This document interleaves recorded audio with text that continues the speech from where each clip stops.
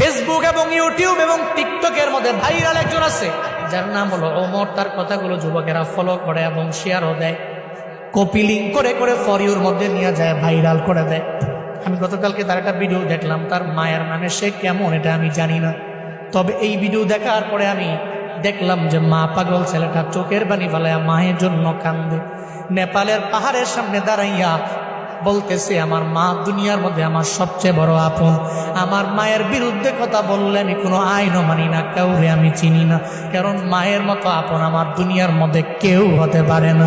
সে বলতে লাগলো, যখন আমার বাবা নাই, আমার মা ছাড়াই পৃথিবীতে আমার আপন যখন কেউ নাই, আমার মায়ের গার্মেন্টসে চাকরি করে করে করে করে কোনো রকম জিন্দেগি চালাইয়া আমারে ফালায়া যায় নাই, বরং পরিশ্রম করে করে আমার মা স্কুলের মধ্যে আমারে পড়াইলো।